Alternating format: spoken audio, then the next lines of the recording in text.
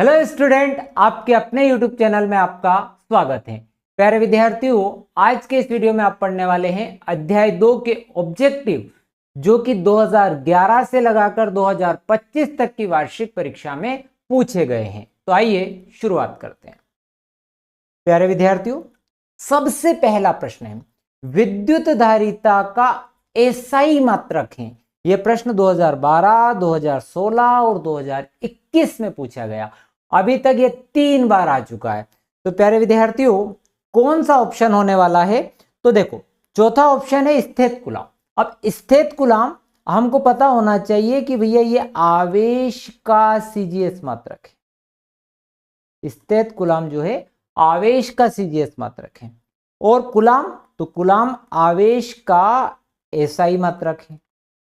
चलो भैया, बहुत बढ़िया बात। अब 2 और बचे, स्थित फेरड और फेरड।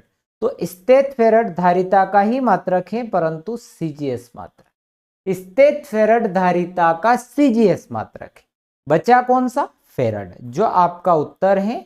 यानी कि धारिता का जो एसआई मात्रक है वो है फेरड।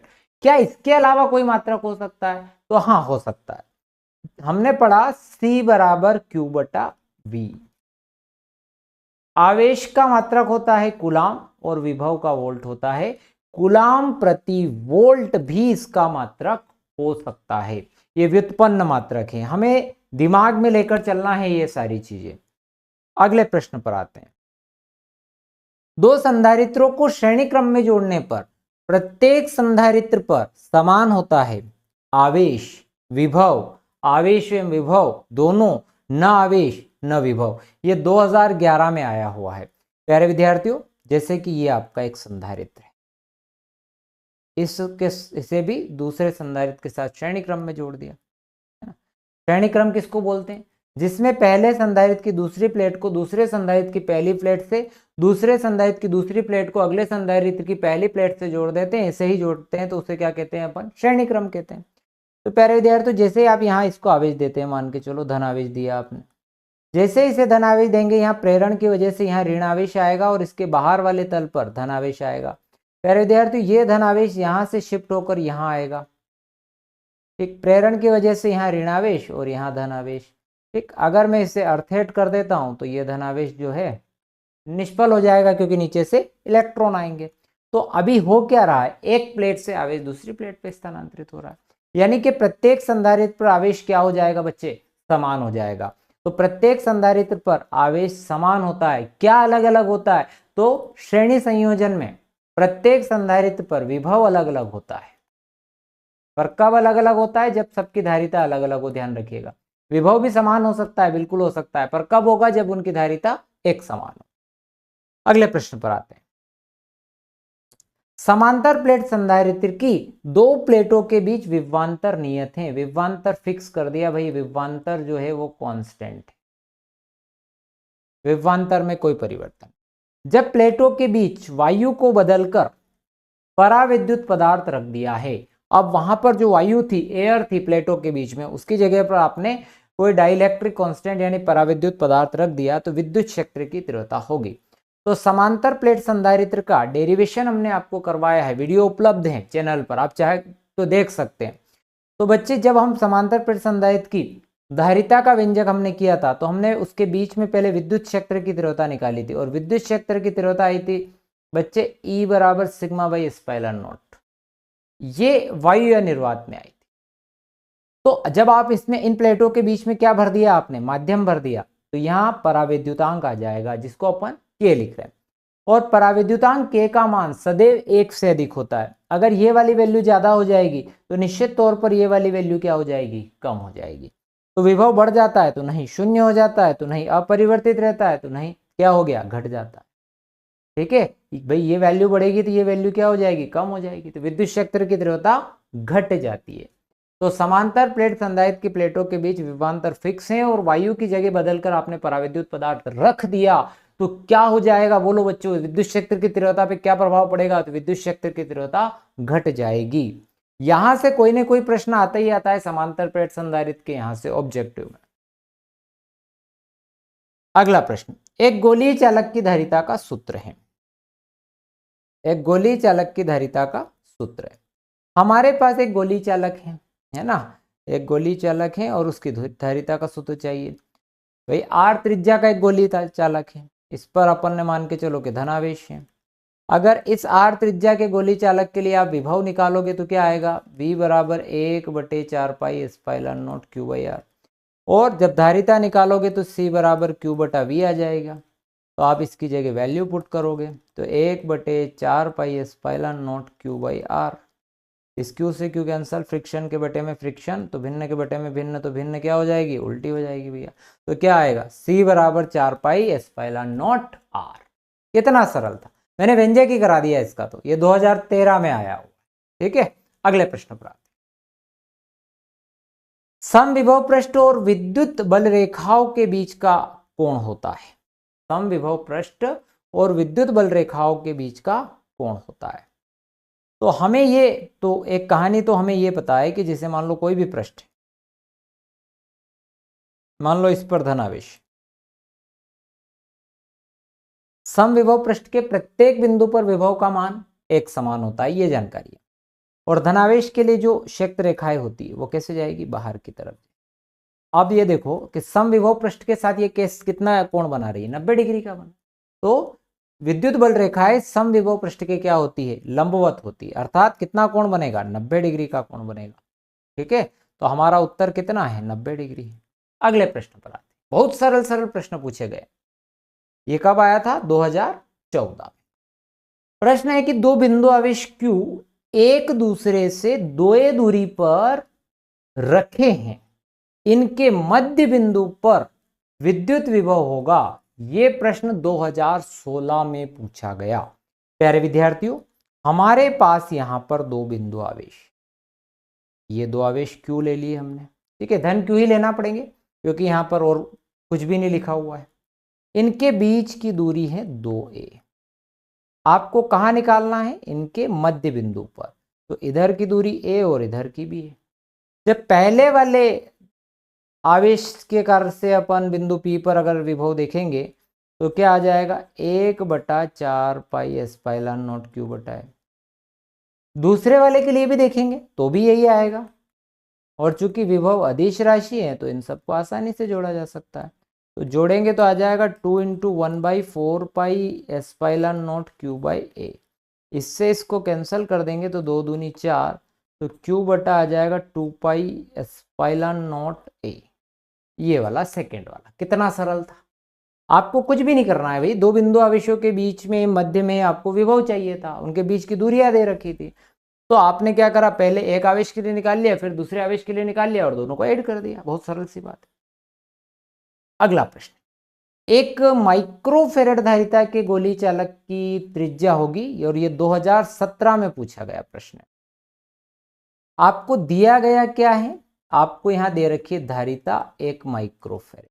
आपको निकालना क्या है, गोली चालक की त्रिज्या। जब गोली चालक की बात हो रही है तो गोली चालक की धारिता का सूत्र C बराबर 4 पाई एप्सिलॉन नॉट r। या आज भी एक क्वेश्चन में अपन ने करा है इसको, है ना, मैं आपको बता देता हूं कहां पर किया है हमने।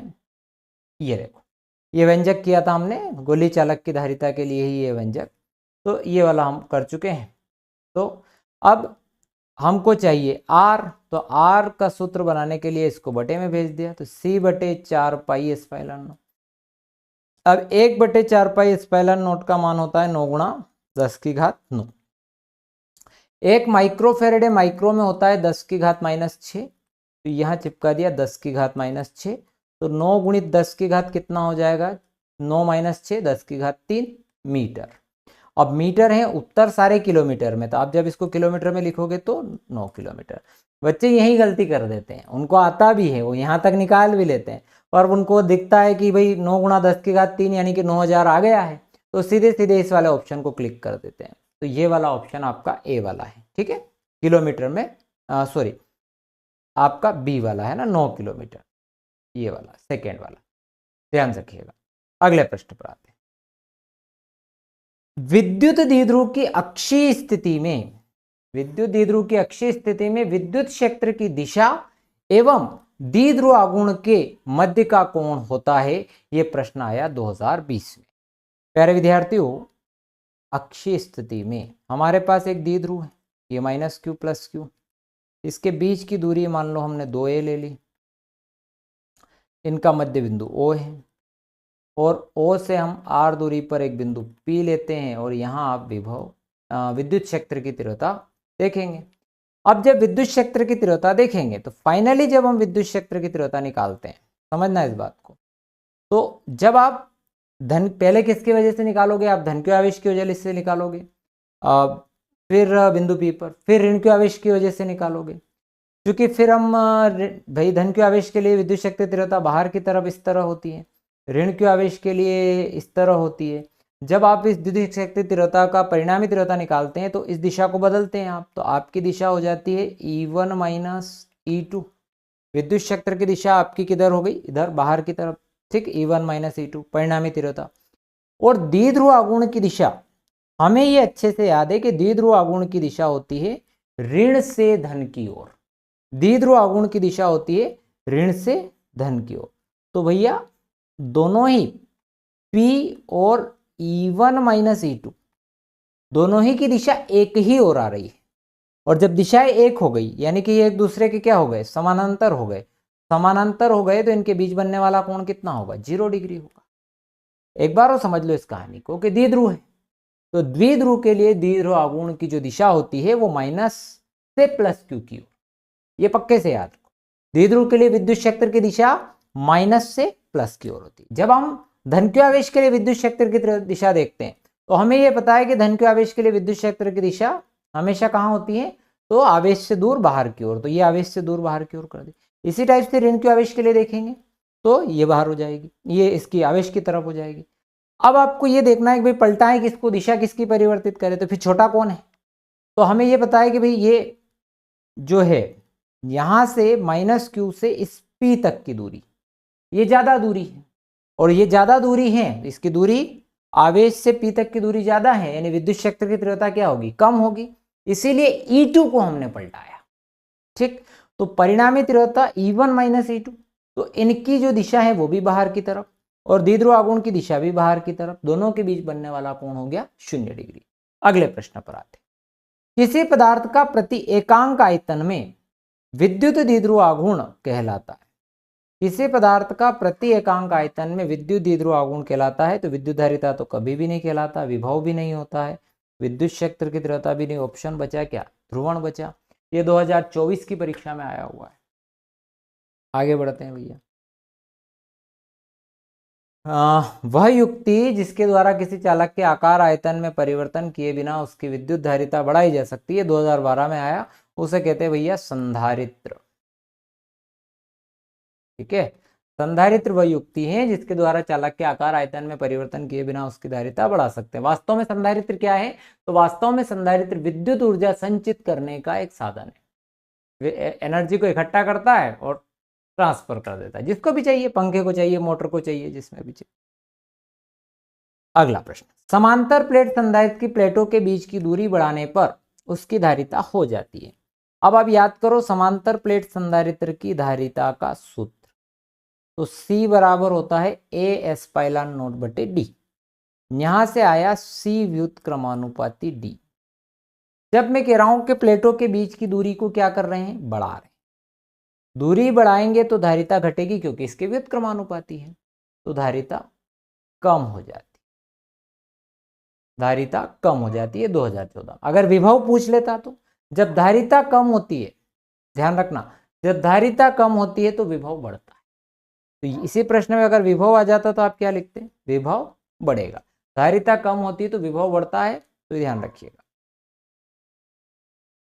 पृथ्वी का विभव रिक्त स्थान माना जाता है, ये 2017 में आया। देखो मान लो समुद्र है भैया, समुद्र में से आप एक बाल्टी भर के पानी निकाल लो या एक टैंकर भर के पानी डाल दो, तो कोई समुद्र के पानी में कोई फर्क पड़ेगा क्या? नहीं पड़ेगा। उसी प्रकार से पृथ्वी के अंदर से आप कुछ आवेश निकाल लें या कुछ आवेश डाल दें, तो उसके विभव पर कोई फर्क नहीं पड़ता है। इसीलिए पृथ्वी का विभव शून्य माना जाता है, कोई फर्क नहीं पड़ता, इसीलिए पृथ्वी का विभव शून्य माना जाता है। विद्युत क्षेत्र की दिशा में चलने पर विभव, देखो जब आप यहां पर यह धनावेश, ठीक है, अब जब आप विद्युत क्षेत्र की दिशा में चलेंगे तो विद्युत क्षेत्र दिशा ऐसे होती है, ठीक है। तो जब हम देखो इस परीक्षण आवेश को जैसे जैसे इसके पास में ले जाते हैं, ध्यान से देखना, इसके पास में ले जाते हैं तो जो है अधिक कार्य करना पड़ता है, जैसे जैसे पास में जाते कार्य अधिक करना पड़ता है, यानी विभव बढ़ता है। पर जब आप विद्युत क्षेत्र की दिशा में जा रहे हैं, यानी इधर जा रहे हैं, तो आप आवेश से दूर जा रहे हैं, तो विभव का मान क्या होता है, घटता है, ठीक है। तो विद्युत क्षेत्र की दिशा में चलने पर विभव का मान घटता है और विपरीत दिशा में चलने पर विभव का मान बढ़ता है। 1 फेरेड बराबर कितने स्थित फेरेड होता है, तो इस पर भी चर्चा करें, ये 2011 की परीक्षा में आया। C बराबर होता है बेटा Q बटा V, Q होता है एक आपका 1 कूलाम और विभव हो गया 1 वोल्ट। 1 कूलाम में होता है बेटा 3 गुणा 10 की घात 9 स्टेट कूलाम, और 1 वोल्ट में होता है 1/300 स्टेट वोल्ट। अब 300 ऊपर चला गया, 3 गुणा 3 3 9 और 2 शून्य उधर बढ़ा दो, 9 गुणा 10 की घात 11, ये हो गया बेटा statfarad. Statcoulomb upon statvolt क्या होता है, स्टेट फेरेड। तो कितना मान हुआ, 9 गुणित 10 की घात 11 स्टेट फेरेड। बहुत सरल है। अगले प्रश्न पर आते हैं। कोटर या गुहा के भीतर विद्युत क्षेत्र सदैव शून्य होता है, सत्य अथवा असत्य। तो कोटर के भीतर विद्युत क्षेत्र शून्य होता है, याद रखिएगा, ये 2024 की परीक्षा में पूछा गया है। अगला प्रश्न, सही जोड़ी बनाइए। तो विद्युत विभव का मात्रक है, तो V बराबर W/Q होता है। तो विभव W का मात्रक क्या होता है, जूल, आवेश का कूलाम जूल प्रति कूलाम। तो भैया हमें यह पता चल गया कि इसका समांतर प्लेट संधारित्र, ये भी 2 बार पूछा गया, इसका व्यंजक होता है C बराबर A/0/D। इसमें थोड़ी सी मिस्टेक है। और इलेक्ट्रॉन वोल्ट ऊर्जा का मात्रक होता है, ठीक है, और 1 इलेक्ट्रॉन वोल्ट बराबर होता है 1.6 गुणा 10 की घात -19 जूल। ये पक्के से याद रखिए, ये पूछा जा सकता है। तो 1 इलेक्ट्रॉन वोल्ट बराबर कितना होता है, तो 1.6 गुणा 10 की घात -19 जूल, जो कि ऊर्जा का मात्रक होता है। प्यारे विद्यार्थियों, ये थे 2025 तक में इस अध्याय से पूछे गए प्रश्न। और आपको ये बता दूं, पहली यूनिट जिसमें अध्याय 1 और अध्याय 2 शामिल है, उसमें से पक्का किसी अध्याय में से प्रश्न आता है तो वो अध्याय 2 से आता है। तो इस अध्याय को आपको अच्छे से करना है। हालांकि मैं पूरा एनसीईआरटी का निचोड़ भी लेकर आ रहा हूं बहुत जल्द, हर एक अध्याय का एनसीईआरटी का निचोड़ जिसमें सभी ऑब्जेक्टिव होंगे, तो वो भी मैं लेकर आ रहा हूं। तो प्यारे विद्यार्थियों, अभी तक आपने चैनल को सब्सक्राइब नहीं किया है तो चैनल को सब्सक्राइब करिए, अपने दोस्तों के साथ शेयर करना मत भूलिए। थैंक यू वेरी मच, मिलते हैं नेक्स्ट वीडियो में।